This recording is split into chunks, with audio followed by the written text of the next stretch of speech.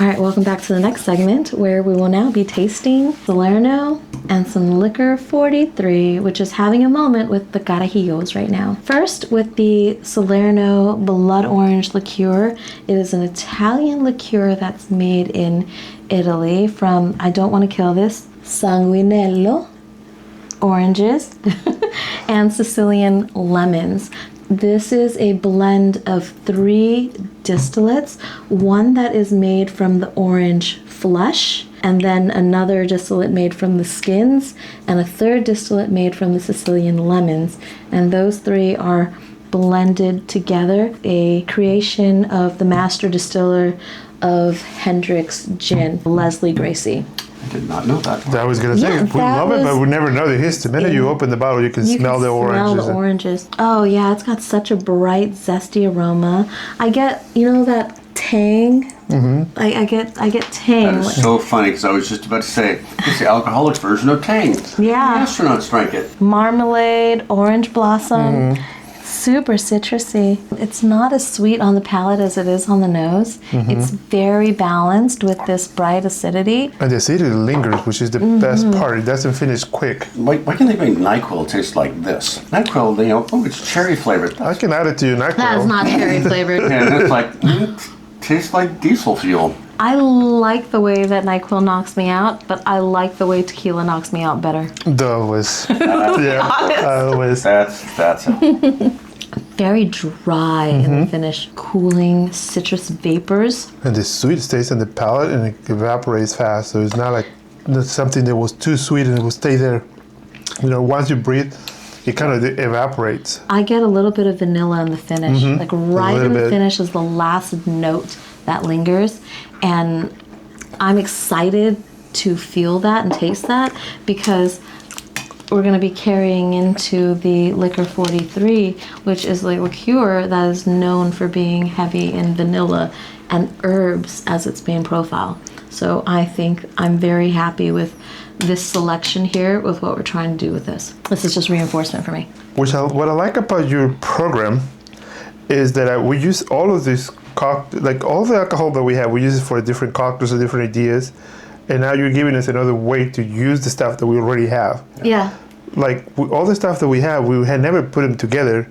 We use them for different things. Yeah, we put them together, but we've never put them together with these combinations. So yeah. The whole new combination now, now we're going to have to eat another bottle of we get peppermint schnapps. We usually use when we go to a friend's house for a party, we bring hot chocolate, and then we bring a bottle of that on the side. Yeah. And you like some hot chocolate with schnapps, we just add them to your cup. We never thought of putting it together the way you did for the previous cocktail. So it's like, we're going to have to buy more of the same stuff. But remember, there's a helpful hint for people there. This is for free. That when we brought the whole Gatorade thing full of, we call them peppermint patties, with the hot chocolate and the peppermint schnapps and all, we went to a party and we were unaware there would be children there. And they very much enjoyed the hot chocolate that night. And so it was at that party that we learned that perhaps it might be best to... Well, because the kids started crying, and when we told them... They were crying drunk? No, they were not. The kids were not drunk. We tell them you can't have the hot chocolate, and they couldn't understand why. They love hot chocolate. And then we had to explain to parents, it has a bottle and a half of peppermint schnapps, and there is no way you give it to your child. So we learned a lesson. So now we bring the bottle on the side, let the kids enjoy the non-alcoholic version, then the grown-ups can add as much as they like. Yeah, lesson learned the hard way. The last thing you want is a bunch of crying babies. But the Carajillo that you were talking about is like making a huge... Oh, yeah. Here in the States. And I mentioned earlier, it's a liqueur that's known for being very vanilla and herbaceous. That is the prominent profile in this liqueur. It is a Spanish liqueur. It comes from Cartagena. All right, on the nose, I'm getting a ton of vanilla bean and orange peel. A little bit of honey in the background. Honey and coriander. and I am getting a little bit of cinnamon. The texture also, it coats all of your mouth. It just gets all in there and That's the sugars. A little hint of chocolate. Yeah, chocolate, yeah. All right, now for the taste. So the recipe, it's called Licor 43 because there are 43 secret ingredients that are proprietary. The recipe was developed in 1946 by the Zamora family, and it's based on an ancient Roman golden elixir by the name of Licor mirabilis, famously known for the Carajillo cocktail, which is Licor 43 and espresso shaken together, served on the rocks, which is fantastic, delicious, fabulous. If you haven't had it, definitely give it a try. I'm surprised if you haven't had one yet. They're everywhere. Like, oh, have you heard of Carajillo? It's also fun to say. I don't know, it's one of those words, Carajillo. Makes you sound like you can speak Spanish, even if you can't. Try it. But you do. But I do. They don't need to know that. But I like it when they don't know. it also could be that cross between something in Spain and Catalonia and something Italian. They're like, what did she say? Not finished chocolate. I get a bit of mintiness too. There's like a warm spice in here. I'm very excited for what we'll be doing next with these two liqueurs.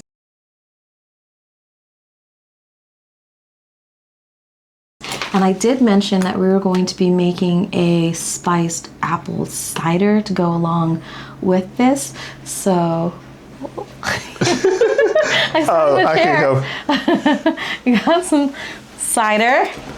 And then from pantry foraging, we have the following ingredients that will be used in this spiced cider. Some cloves, that's classic. Lemon, this is a maybe for me. This really fancy, cute bottle of maple syrup. Some cinnamon powder, fresh ginger root, allspice, jamaica, otherwise known as hibiscus tea, Oribe Tea Company chai turmeric loose leaf tea. So if you have chai tea and some turmeric powder, you can play around with this. It's really about foraging through your pantry and finding things that can work together. This will give it a nice bit of acidity. This will give it some freshness. These are all warming spices. All right, so we're gonna go over to the stove and start making this. So everything goes back into the pot, and we're going over to the stove, and the scales are gonna come with us, and we're gonna measure these things and create this spiced cider. Back in a second. Yay! Do you want regular cinnamon, or you're just gonna use powdered cinnamon. Butter. So that's a good question. There's a reason I prefer powdered cinnamon over stick cinnamon in this. It's surface area ratio. You can extract more flavor from a smaller amount of these spices when you have better surface area ratio. I'm gonna go in with, say, 2 cups, so 16 ounces. Like a medium heat. Cloves. And I'm of the belief that you can start with a little bit, add more if you need it. Because if you add too much, you fucked up. 1, 2, 5. Because a little bit can go a long way with those things. Cloves. Half teaspoon of ground cinnamon. That warm cinnamon spice, it reminds me of fall. I always say tweak it and do whatever you want with it. You know, add the things that you like, leave out the things that you don't. I like orange peels on mine sometimes. Like with a little bit. See, but in place of doing that, we're doing the orange peel distillate in the Solerno. Because I agree. I like that too. But I wanted to achieve that flavor in a different way. That sounds good. It is very, very finely milled. I don't know if you can see that. Oh, that's a beautiful fragrance. So that came from Chris and Marty in Kauai. It's quite potent and finely milled. I'm gonna knock that back to a half a teaspoon. So if you're gonna add it, you should be able to taste. If you're gonna put the character on the stage, give it a part. Really, really thin, because again, we're playing with surface area. So when you can get the water in contact with as much of the ginger surface as possible, you can extract more flavor. And if you cut against the grain, you allow the water to penetrate into the membranes because you are breaking them up as you're slicing through it. So you can see that the fibers are coming towards us. It's So if you cut it this way, you're going with the fibers. We're trying to go against the fibers so that we can open them up to get more flavor. We're going to do about an inch of fresh ginger, finely sliced. I just want to go ahead and whisk those spices around. And I'm seeing some steaming, so we're going to put that on low. Just going to do the peels. So I want the aromas of those oils because I get a lot of orange flavor and orange aroma from both the Solerno and the Licor 43. And lemon's fragrance to me has a brightness that orange does not. So I'm going to do the peel of half a lemon. I can already smell it. As soon as it hit the cider, I also want to add this bright hibiscus. A little can go a long way. You got to watch your steep time. 5 grams of the hibiscus tea.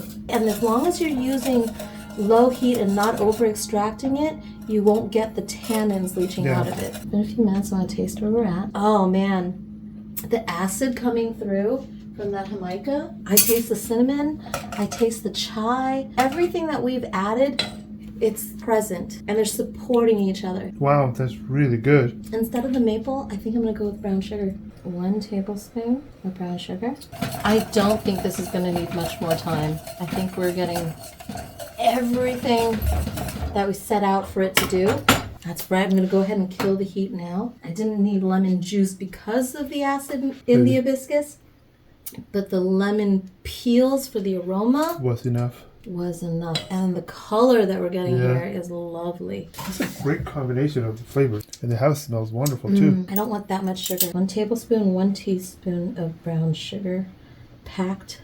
And I'm going to go ahead and take that off, whisk that in, take that off the heat already, because like I said, I'm not looking to extract tannins. I'm only looking to extract the flavors and the aromas, and we have hit our peak.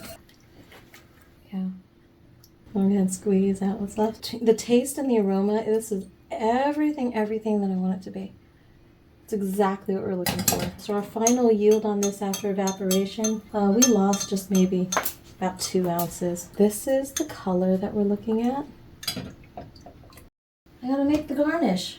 What are you garnishing with? We're gonna serve it in the teacup. So I think let's melt some chocolate. I'll line this board with parchment paper so you can actually see what we're doing. So I found a bag of pretzels, sea salt caramel sauce, a bag of bittersweet chocolate chips. And we're going to do microwave. I hate that word. Ceramic in the chocolate. So 15 seconds at a time so we don't burn it. Every 15 seconds we're going to take it out. We're going to stir it with a spatula. While he does that, I'm going to get some of these pretzels. It's going to make a few little clusters for us. Because we're going to serve the cocktail in a little teacup that they have. All right, so while he's melting those, I'm going to drizzle some of this caramel over. So we just want them to stick together. Oh, damn. That was a lot. That did not drizzle nicely. That didn't razzle dazzle, that blopped. I mean, I'm gonna eat it, so it doesn't matter. I'm still gonna eat it. So the reason we're adding the coconut oil is we want to smooth out the chocolate and to get a little bit of shine from that oil, from the fat in the oil. All right, we're gonna. It's not gonna drizzle. We're just making a little treat to go with our cocktail, okay? Well, go ahead, laugh at me all you want. I don't care. And then I'm gonna throw another surprise on it because my brain is not yet satisfied with just this. A little bit of sea salt, because the caramel itself didn't taste very salted, and these pretzels don't have a lot of salt on them. The Malden salt. So high up, we're gonna salt it. I'm gonna salt these little clusters of ours. Oh, that one got a lot. Sorry. I'll eat that one. No, you're kidding me? I'll eat that one. Rock, paper, scissors, you pour it. All right, I'm gonna hit it with a little bit of lemon zest, a little bit of fresh lemon zest on the salted chocolate. A little bit of brightness, a little bit of freshness on top of these dark, salty flavors. Now I'm gonna throw this board into the freezer. Just let it chill and set while we assemble the cocktail. And so the garnish is setting right now because the reason I wanted to do a little garnish that was like pretzel, cracker, salty chocolate caramel cider is, to me, it's reminiscent of like a harvest apple, a carnival apple. It's caramel dipped, chocolate dipped. That is what I wanted to go for with this spiced cider. Also, since we're kind of doing a cocktail presentation that's reminiscent of like an afternoon tea, I wanted you to have like your little tea cookie, your little tea treat on the side. That sounds good. So that's where the inspiration for that came from. I'm actually going to start with this and then add the liqueurs to it. 1/3 cup of this hot spiced cider, 3/4 ounce because this is nice and dry. This is a little bit on the tart side because I knew we were going to be adding sweeter flavors. That is great. Just enough of the blood orange comes through. With the liquor 43, I think I'm going to go 1/2 ounce because I don't want to run the risk of the cocktail being too sweet. My mouth is watering just the smell of this thing. It's like, Oh my God. That is exactly what it needed. Yep, let's go ahead and stir these up. Pardon my reach. I'm gonna go ahead and get our little cookie treat out. Get your cluster onto here. This smells amazing. There's an extra one. There's a bonus. But the part that I love is just that this is my favorite part. This is my favorite part right here. It is really good. I'll wait for Tom. Yeah. Hurry up, dude. Trying to drink over here. Just letting it cool down. Cheers. Merry Christmas. Merry Happy Christmas. New Year. Happy New Year. Indeed. Oh, the nose. Spices, everything comes through really nice. Doesn't need anything else. So the first one we made with a little Christmas tree in it tastes like a Christmas card. This tastes like the fireside beverage after you've opened all the gifts and everybody's gone home and you're just going to sit down and relax and have your cocktail. Oh my God, with the pretzel. Did you try it? Yep. So good. The lemon zest on that pretzel. It brightens the whole thing up. Pow. Really good. Hint of coconut. You have to really like take your time and really savor this drink. And I think Yeah, there everybody can are a make these. lot of flavors going on in here, but they're not fighting for your attention. They're sort of all swimming together and just flowing. And it's when you kind of stop and try to pick them up that you notice it's like there's just such harmony in here. I'm like that. I'm not able to like every single little note, but the end result, I love it. So it doesn't matter if you don't know how to like discern all the single notes, as long as you can hear the whole music. Right? You don't have to be able to discern every instrument As in long the as you can orchestra or in the song to enjoy the melody. You're right. Because a lot of times, Great like, analogy. I love it. I'll take well, my song is over. This Just saying. that pretzel with the That was lemon good. zest with the cocktail. We're gonna have to make more of those. I'm now looking at it thinking I made too little. I'm gonna have to do that again. Yeah. They I will need to win. make more. Yeah. We should have you come back when we have some of our friends and we make these drinks for them. That would should be love the to. follow-up, because we have some of our friends love to come down here just for drinking and Yeah. having a few cocktails and Well, yeah, because you appetizers. got all these sneaky little bars. And then we can actually make these drinks for them and see how we did. You can Oh, judge. yeah. You can judge us. It's I'm like, not gonna judge. you I'm should just judge. gonna You should be be happy. like, you will be like, no, you messed this up, but you can fix it. No, I mean I could. That's a good idea. Come back and we'll make it for our friends. There is a story, and I would love to have him tell it his way. But I do. I know how I am. I'm very blunt when I say things, especially when I'm deliberating. Really? If you ask me for the honest truth, you're gonna get the honest truth. Yeah. Don't ask for it, because I'm going to reaffirm. It's like It's like when your computer or something asks you, "Are you sure?" Are you sure you want the truth from me? I ask you again. He cried. I'm kidding. He didn't cry, but he did on the inside, and I know it. No, but like the thing is, like especially when I ask for an opinion, I want to know because I don't want to be oblivious to think like, oh, this is a great cocktail, and everybody's like, no, it isn't. Don't lie to me. That doesn't help me be one time better. I make food with some dish that I tried to make, and it was awful. It was bad, but I hadn't tasted it yet, and because it wasn't finished or whatever. And my friend goes like, "How rude do people tell you it was awful?" I go, "No, I tell them it was awful." And being able to take criticism to me is like that's how you learn. Yeah. And then Chef Christine, our friend, she was like, "You know what? I'll come and teach you how to make it." And that's what I mean. Now you're coming home to teach us how to make some drinks. We like to make drinks, and we have certain drinks that we make. But it's good to have more options, and I'm 100% with you. I would much rather be corrected than to continue to go through life oblivious and unaware, because if there is a better way, a better idea, isn't that what we're supposed to be sharing? Yeah, that's what I mean. Maybe I'll have you try the version that what it evolved and what it became. Oh, I would love to. Well, for another episode. Boo! Oh, we'll see. There's your to be continued. There we go. They just want me to come back. Yes, of course. Yeah. I'll come back anyway. There we go. I do have more in store for you. Because again, your pantry has so many fun things. So there is yet another drink coming up. You All ready? right. We're looking forward. Let's go.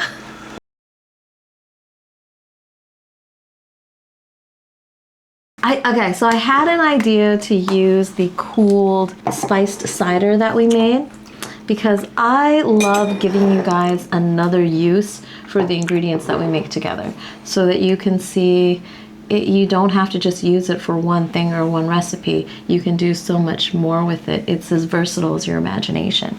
I had the idea to take the spiced cider, mix it with a little bit of vermouth and some Fanta Orange Soda. Let's grab that spiced apple cider and the orange soda and this sweet vermouth. Here we go. Yeah, it's cooled now. We can do a big cube on this if you'd like. Oh, yeah, the cherry cola. Yeah. Cherry is something that we don't have in here. That would be, yeah. Do 1.5 ounces. 1 ounce of this because it's very flavorful. Lovely Fanta Orange. Okay, now I want to garnish it. What would you like to garnish with? I had an orange and an amber and a cherry. Just gonna slice a half moon. I don't want a full wheel, but I do want a half moon. Perfect. We got a rinsed cherry. That I'm gonna do 1.5 ounces. Oh, wow. The pear flavor is amazing in this. All right. Cheers. Cheers. So I didn't have enough to make 3. Well, just, after 4 cocktails, 3.5 is perfect. That works. Yeah. That orange soda.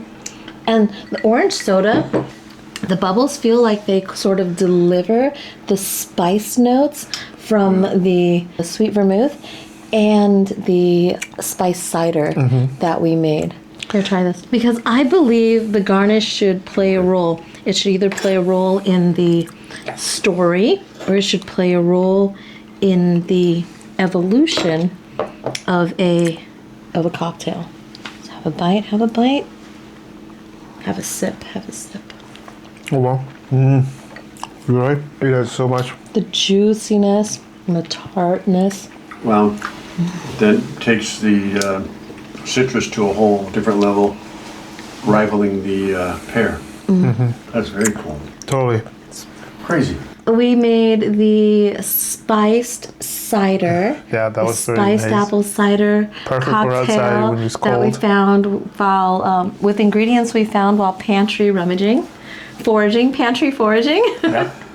And that was so delicious with the again, we had non-alcoholic and alcoholic version Yes. because you can that way the kids can have them and you can have the liqueurs on the side and just kind of add them in, and then no one gets in trouble. Yes.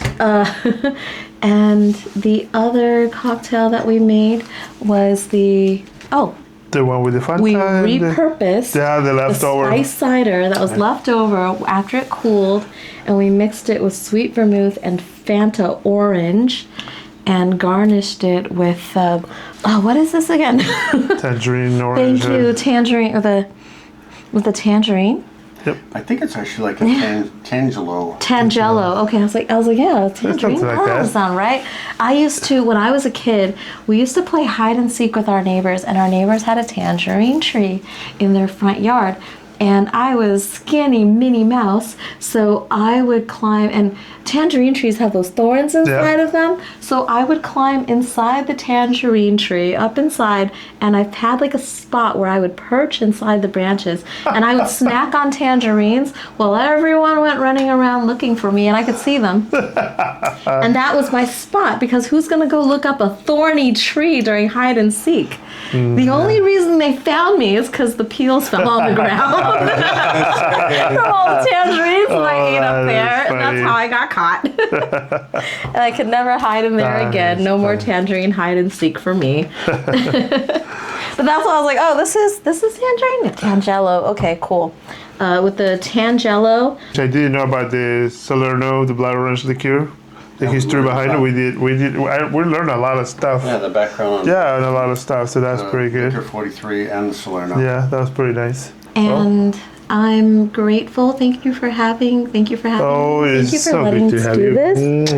Can't wait to follow you to the Wait. next adventure. Mwah. You know, you're not gonna get rid of us. We're gonna You're follow you. not getting rid of me either. Now you're stuck with me. And happy Oh, holidays. by the way, I'm wearing this apron that they got The me borracha apron. in Mexico on one of their trips, and they just remembered to give it to me. Never had it for a while. And this is so cute, and I'm going to wear it all the time at my house. I'm excited. And it's all the loteria. All the Loteria cards, if the main card being she's drunk, taking a selfie. Selfie. Taking a With a selfie little beer. with a beer in hand. That Should be a craft cocktail, but oh well. it should be Photoshop. There we go. I don't know how to use it. You use it. But That's funny. yes, that was our cocktails with Tom and Chacho. And I'm Sarah, and this was Pantry Cocktails. Thank you so much. I hope you had as much fun hanging out as we did and learning and cocktailing. And join me next time where we'll discover more cocktails hidden in the pantry. Yes, indeed. Cheers. Cheers.